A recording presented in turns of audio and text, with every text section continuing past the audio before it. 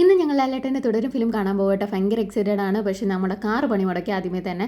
അങ്ങനെ പെട്ടെന്ന് ഏട്ടൻ പോയി ചാർജൊക്കെ ചെയ്തിട്ടുണ്ട്. കറക്റ്റ് സമയത്തിന് തിയേറ്റർ എത്തിയ പാടെ തന്നെ ഞാൻ മോളിലെ കൊണ്ട് റെസ്റ്റ് റൂമിൽ കൊണ്ടുപോയിട്ട്, അല്ലെങ്കിൽ സിനിമ കണ്ടുകൊണ്ടിരിക്കുമ്പോൾ അയ്യോ അമ്മ എനിക്ക് ടോയ്ലറ്റിൽ പോകണമെന്ന്.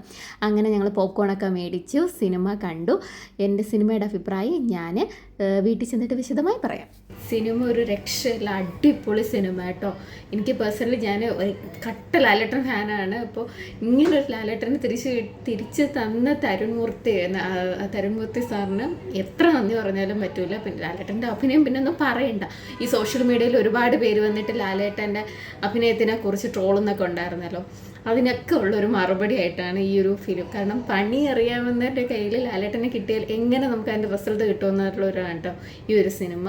എനിക്ക് ഭയങ്കര ഇഷ്ടപ്പെട്ടു. എല്ലാവരും, ശോഭന മാം ആവട്ടെ, എല്ലാവരും സൂപ്പറായിട്ട് ചെയ്തിട്ടുണ്ട്.